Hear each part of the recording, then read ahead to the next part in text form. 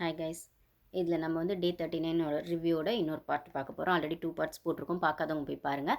அதுக்கப்புறம் அந்த 2 பார்ட்ஸ் இல்லாமல் ஜாக்லின் வந்து அந்த டாஸ்க்கை வந்து எப்படி பண்ணாங்க அப்படிங்கிற மாதிரி சூப்பர் பவர் வச்சு சூப்பர் பவர் யூஸ் செய்த ஜாக்லின்னு சொல்லிட்டு 3 வீடியோ போட்டிருப்போம். ஸோ இதில் வந்து நான் இது வந்து ஷார்ட்டாக தான் சொல்லுவேன். ஏன்னா டீட்டெயிலாக பார்க்கணுன்றவங்க அதில் போய் பாருங்கள். அதில் நான் டீட்டெயிலாக சொல்லியிருப்பேன். ஸோ அந்த மாரல் சயின்ஸ் கிளாஸில் வந்து ஃபஸ்ட் வந்து அவங்க தீபா கதை சொல்லுவாங்க. அதை ஒரு கதை சொல்லுவாங்க. இந்த மாதிரி வந்து ஒரு குரங்கு வந்து மாங்கொட்டையை புதைச்சி வைக்கும். அதுக்கப்புறம் வந்து அது அது வரவே இல்லை, ரொம்ப நாள் ஆகிடும், அப்புறம் ஏன் வரல அப்படின்னு அவங்க அம்மாகிட்ட கேட்கும்போது அது வந்து சொல்லும், இந்த மாதிரி நீ வந்து எடுத்து எடுத்து பார்த்துட்டே இருந்தால் இது வரும், அது பாட்டுக்கு அது வரணும்னா அது வந்துடும், நீ எடுத்து எடுத்து பார்த்தனால அது டிஸ்டர்ப் ஆயிடுச்சு அப்படின்னு சொல்லுவாங்க. இதை ஒரு இடத்துல சொல்லிட்டு இது எப்படி சொல்லுவாங்கன்னா, தீபாக்கு கட்டுறது கைமண் அளவு கல்லாதது உலக அளவுன்னு சொல்லுவாங்க. இதில் முக்கியமாக வந்து அந்த மார்னிங் ஆக்டிவிட்டியில் தீபக்கும் என்ன சொல்வார்னா, ஜாக்லின் சாரி கைஸ் நான் சொல்ல மறந்துட்டேன். தீபக் என்ன சொல்வார்னா, மாரல் சயின்ஸ் டீச்சர் வந்து நல்லா க்யூட்டாக இருக்காங்க, பண்ணுறாங்க, ஆனால் அவங்க எதுவுமே கற்றுக்கிட்டு வரல, என்கிட்ட கூட ஐ மீன் ஸ்டூடெண்ட் கிட்ட கூட அவங்க கற்றுக்குறேன்னு சொன்னாங்க, வந்தால் நான் கற்றுக் கொடுப்பேன் அப்படிங்கிற மாதிரி திருப்பி திருப்பி இவருக்கு எல்லாருக்கும் கற்றுக் கொடுக்கறதுலே இருக்கிறத தவிர இவரும் கற்றுக்கணுன்றதை மறந்துடுறாரு.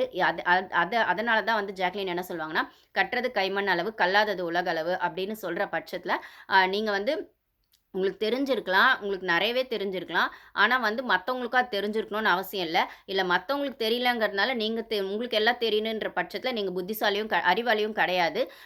உங்களுக்கு நிறைய தெரியும் நீங்கள் யோசித்தாலும் மற்றவங்க பார்வையிலேருந்து அது கையளவாக தான் இருக்கும். ஸோ வந்து நீங்கள் வந்து நீங்களும் நிறைய கற்றுக்கலாம், மற்றவங்கள வந்து மட்டம் தட்ட வேணாம் உங்களுக்கு தெரிஞ்சிருக்குன்றதுக்காக அப்படிங்கிற மாதிரி நல்லாவே நோஸ் கட் கொடுப்பாங்க.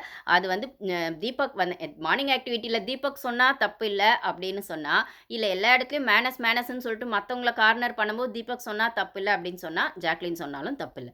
எல்லாருமே அந்த வீட்டில் கேம் ஆட தான் வந்திருக்காங்கன்னா ஜாக்லினும் கேம் ஆட தான் வந்திருக்காங்க. எல்லாருமே ஒரு ஸ்ட்ராட்டஜி யூஸ் பண்ணுறாங்கன்னா, வாரம் வாரம் முத்து வந்து மிஸ்டேக்ஸ் தெரிஞ்சே பண்ணுறாரு, தெரியாமல் பண்ணுறாரு, அப்புறம் திருத்திக்கிறாரு ஓகே அப்படின்னு சொன்னால், அப்போ ஜாக்லினும் மிஸ்டேக்ஸ் பண்ணுறாங்க, இல்லை தெரிஞ்சு பண்ணுறாங்க, தெரியாமல் பண்ணாங்க, இல்லை அவங்க ஸ்ட்ராட்டஜியாக வச்சுட்டு வாரம் வாரம் வந்து மாற்றிட்டே இருக்காங்கன்னா அப்போ ஜாக்லின் பண்ணாலும் தப்பு இல்லை. விஷால் வந்து முத்துவை பற்றி பின்னாடி போய் பேசுகிறாரு, ஆனால் முன்னாடி உட்காந்து ஃப்ரெண்ட்ஷிப்பில் பேசும்போது விஷால் எப்படின்னு முத்துக்கு தெரிஞ்சாலுமே விஷால் கூட மெயின்டைன் பண்ணுறாரு, சேஃப் கேம் ஆடுறாருன்னா, விஷாலையும் பகச்சிக்காம தீபக்கையும் பகச்சிக்காம ஏன் பாய்ஸ் டீமையும் பகச்சிக்காம அவர் சேஃப் கேம் ஆடுறாருன்னா, ஜாக்லின் பாய்ஸ் டீமாக இருந்தாலும் கேர்ள்ஸ் டீமாக இருந்தாலும் அவங்க போய் நேருக்கு பேசினாலும் சரி, அந்த மொட்டை கடிதாசி விஷயத்தில் கூட அவங்க அதுவும் டாஸ்க்கு எழுதணும்னு சொன்னதுக்கப்புறம் அப்போ எழுதணும்னா அவங்க எழுதி தான் ஆகணும். அப்படி இருக்கிற பட்சத்தில் முத்து ஏதோ ஒன்று பண்ணி தானே இருப்பார். அவர் மட்டும் பின்னாடி யாரையுமே பேசவே இல்லையா? ஏன் ஜாக்லினை பேசலையா? சௌந்தர்யாவை பேசலையா? அப்படி இருக்கிற பட்சத்தில் அதெல்லாம் கேம் வைஸ் அதெல்லாம் ஸ்ட்ராட்டஜினா, அப்போ ஜாக்லின் பண்ணுறதும் ஸ்ட்ராட்டஜி. இது அவங்களுக்கான கேமை அவங்க ஆடுறாங்க. ஸோ ஜாக்லின் பண்ணால் மட்டும் தப்பு, ஜாக்லின் அழுதா கண்டென்ட் கொடுக்குறாங்க, ஜாக்லின் பேசுறதெல்லாம் தப்பாக இருக்குது, ஜாக்லின் இரிட்டேட் பண்ணுறாங்க அப்படின்னா, ஜாக்லினும் அங்கே ஒரு ஸ்ட்ராங் கண்டஸ்டன்ட், முத்துவ ஸ்ட்ராங் கண்டஸ்டண்ட்டாக ஒத்துக்கிற ஜனங்க. ஏன்னா அவர் பாய் ஓகேங்களா? அப்போ ஒரு பொண்ணுங்க சைடில் இவங்க ஜாக்லின் வந்து சட்டிலாக அந்த கேமை ஃபேராக ரொம்பவே அவங்களுக்கான ஸ்ட்ராட்டஜியோட ஸ்மார்ட்டாக ஆடுறாங்கன்னா, அதை வந்து பாய்ஸ் டீமாலேயோ இல்லை வெளியில் பாய்ஸ் டீம் சப்போர்ட் பண்ணுறவங்களுக்கோ ஒத்துக்க முடியலன்னா, அதுக்கு இப்போ யாரும் ஒன்றும் பண்ண முடியாது. உண்மையை யாராக இருந்தாலும் ஒத்துக்கிட்டு தான் ஆகணும். நீங்கள் ஒத்துக்கலான்றதுக்காக அது உண்மை இல்லைன்னு ஆகிடாது. ஸோ இந்த கேமை பொறுத்த வரைக்கும் ஜாக்லினும் ஸ்ட்ராங் கண்டஸ்டன்ட் தான். அவங்களும் கேம் ஆட தான் வந்திருக்காங்க. அவங்க வந்து மற்றவங்களுக்காக விட்டு கொடுக்கணும்னு அவசியம் இல்லை. ஆனால் குறைஞ்சபட்சம் அவங்க வந்து எல்லார்கிட்டையும் வந்து ஈக்குவலாக மெயின்டைன் பண்ணிக்கணும் அப்படின்னு நினைக்கிறதுல ஒன்றும் தப்பு இல்லை. ஒருத்தங்க அழறாங்கன்னா போய் சமாதானப்படுத்தல, அவங்க யாருங்க சமாதானப்படுத்தலை? சௌந்தர்யாவை சமாதானப்படுத்தலையா? இவங்களுக்கு எதிராக நிற்கிற ஆனந்தியை சமாதானப்படுத்தலையா? போன வாரம் டைரக்ட் நாமினேஷன்லேயே வந்து இவங்களே சிவகுமாரை போட்டால சிவகுமாரை சமாதானப்படுத்தலையா? இல்லை முத்துவை வந்து தீபக் ஒரு இடத்துல முத்துவை தீபக் ஒரு இடத்துல திட்டும் போது முத்துக்காக போய் தீபக் கிட்ட பேசலையா? ஸோ மற்றவங்களுக்கு சரி தப்புன்னு புரிகிற இடத்துலையோ இல்லை அவங்களுக்கு அது சரியா இல்லைன்னு அந்த இடத்துல தோணும் போது போய் தேவையில்லாம் மூக்கு நுழைக்கிறாங்க அப்படிங்கிறது ஒரு கிட்டே சாச்சனாக்கு சப்போர்ட் பண்ணலையா? மூக்க நுழைக்கிறாங்க அப்படின்னே வச்சுக்கிட்டாலும் அவங்களுக்கு அது ஸ்ட்ராட்டஜியாகவே இருக்கட்டுமே, இல்லை அவங்க கேரக்டராக கூட இருக்கட்டுமே, அது ஒன்றும் தப்பு இல்லையே. அவங்களால அதை ஏன் முத்து வந்து தீபக் எத்தனையோ வாட்டி கேட்டிருக்கலாம், ஏன் நான் இப்படி பேசுறீங்கன்னு. விஷால் வந்து அவருக்கான எதிராக பின்னாடி ப்ளே பண்ணுறாருன்னு தீபக்குக்கோ தெரியும், முத்துக்கோ தெரியும். ஆனால் யாரும் விஷாலை இது வரைக்கும் கேள்வியே கேட்கல, தீபக்கும் கேட்கல, முத்துவும் கேட்கல. அப்போ முத்துவும் சேஃப் கேம் தானே ஆடுறாரு. முத்துவை தீபக்கு பிடிக்கலனாலுமே டேரெக்டாக முத்துக்கிட்ட அவர் கோத்தை காட்டுறதே இல்லையே. ஏன் ரஞ்சித் சார் பாய்ஸ் டீமில் அவருக்கும் தீபக்கை பிடிக்கிறது கிடையாது. 2 பேருமே சீனியருங்கும்போது தீபக் வேறு மாதிரி ஸ்கோர் பண்ணுறாரு, ரஞ்சித் வேறு மாதிரி ஸ்கோர் பண்ணுறாருன்னு தெரியும். அதுக்குன்னு தீபக் வந்து டேரெக்டாக ரஞ்சித் கிட்ட சண்டை போடுறாரா, இல்லை ரஞ்சித் சார் வந்து தீபக் கிட்ட சண்டை போடுறாரா? இல்லையே. எல்லாருமே ஒருத்தர் பின்னாடி ஒருத்தர் ஒழிஞ்சிக்கிட்டு சேஃப் கேம் தானே ஆடுறீங்க. அப்போ வந்துட்டு அப்போ ஜாக்லின் பண்ண மட்டும் ஏன் தப்புன்னு சொல்கிறாங்கன்னு தெரில. பிபி டீமும் வந்து ஜாக்லின்கான ஒரு விஷயத்த ஒரு சைடை காட்டிட்டு ஒரு சைடை காட்டாமே இருக்காங்களோ, இதில் பிபியும் சேஃப் கேம் ஆடுறாங்களோ எனக்கு தெரியல. இத்தனைக்கும் விஜய் டிவி ப்ராடக்ட்னு வைக்கிற இடத்துல ஜாக்லினும் விஜய் டிவி ப்ராடக்ட் தான். அப்போ வந்து எனக்கு புரியல என்ன பண்ண வராங்கன்னு. தீபக்கும் விஜய் டிவி ப்ராடக்ட் தான். ஸோ தீபக் வந்து ஸ்ட்ராங்கான ஒரு காம்படிட்டராக ஜாக்லினை பார்க்குறாங்க. முத்துவும் ஸ்ட்ராங்கான காம்படிட்டராக ஜாக்லினை பார்க்குறாங்க. அப்போ விஷாலுக்கு கேர்ள்ஸ் சைடில் யார் ஜாக்லின் மட்டும் இல்லை, அவர் எல்லாரையுமே வந்துட்டு மட்டமாக தான் தட்டுறாரு கேர்ள்ஸ் டீமில். ஸோ அப்படி இருக்கிற பட்சத்தில் வந்து விஷாலுக்கு கேர்ள்ஸ் சைடில் யார் ஸ்டாண்ட் எடுத்தாலுமே பிடிக்கல. பாய்ஸ் சைடில் முத்து ஸ்டாண்ட் எடுக்கிறது சுத்தமாக பிடிக்கல. இந்த இடத்துல பார்த்தீங்கன்னா எல்லாரும் அவங்க கேம் ஆட வரும்போது ஜாக்லின் செய்கிறதும் தப்பு இல்லைன்னு தான் எனக்கு தோணுது. அவ்வளோதான். இதுக்காக வந்து நான் வந்து வீடியோஸ் போடும்போது ஜாக்லின் சப்போர்ட் பண்ணுறேன் அப்படின்னு ஒரு சிலர் பண்ணிட்டு லைக் போட மாட்டீங்க, இல்லை கமெண்ட்ஸ் வந்து நான் என்ன பேசுகிறேனோ அதுக்கு ஆப்போசிட்டாக தான் கமெண்ட்ஸ் போடுவீங்கன்னா இது உங்களோட விருப்பம் கைஸ். இது என்னோட ஒப்பீனியன். அவ்வளோதான்.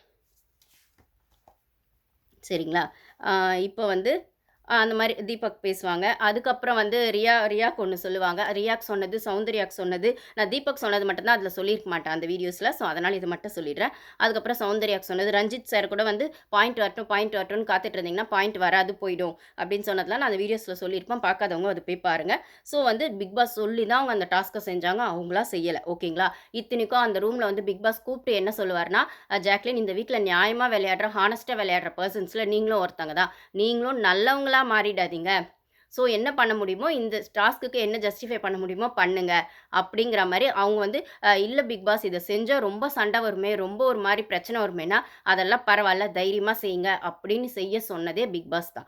ஸோ சத்யாவெல்லாம் இவங்க வந்து லீடர்ஷிப் குவாலிட்டி இப்படி இருக்கணும்னு சொல்லும்போது சத்யாலாம் வெளில கோச்சிக்கிட்டு போகிற பட்சத்தில் டைரக்ட் அட்டாக் வந்து ஜாக்லின் வந்து சத்யாவை பண்ணாங்கன்ற மாதிரி தான் எல்லாம் வெளில போயிட்டுருக்கு. ஆனால் பிக் பாஸ் சொல்லி தான் அவங்க செஞ்சாங்க. இத்தனைக்கும் வெளில வந்து அருண் கிட்ட மற்றவங்க கிட்ட வந்து சாரி கேட்கணும் ஜாக்லின்னு சொல்லும்போது உள்ளே போயிட்டு ஸ்டாஃப் கிட்ட சாரி கேட்டு உட்காரணும். அருண் சொன்னதுலாம் ரொம்ப நல்லா இருந்தது.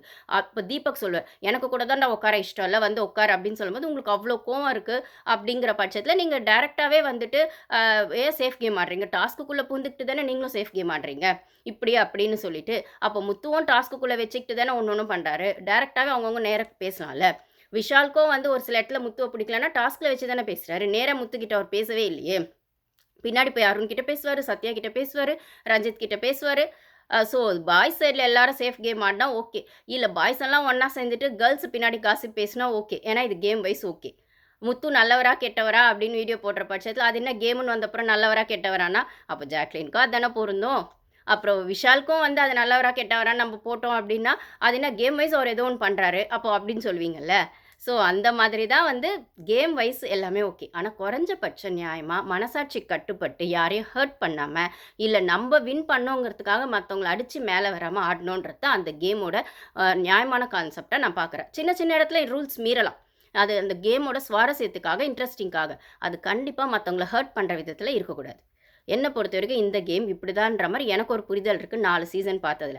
அந்த மாதிரி விளையாடினவங்க தான் கேம் டைட்டில் வின்னராகவும் ஆயிருக்காங்க. அந்த சீசன் தவிர ஓரளவுக்கு இப்படி தான் வின்னர் ஆயிருக்காங்க. ஓகேங்களா? ஸோ இந்த சீசன் எப்படி போகுன்றது அது வந்து நம்ம பார்க்கலாம். பட் ஆனால் அதுக்காக விஷால் பண்ணால் தப்பில்லை, முத்து பண்ணால் தப்பில்லை, பாய்ஸ் டீமில் யார் பண்ணாலும் தப்பில்லை, கேர்ள்ஸ் டீமில் எது பண்ணாலும் தப்பு, ஜாக்லின் பண்ணுறதெல்லாம் தப்பு அப்படின்னு சொல்கிறதெல்லாம் என்னால் ஒத்துக்க முடியாது கைஸ். தேங்க்யூ. நம்ம நெக்ஸ்ட் வீடியோவில் பார்க்கலாம்.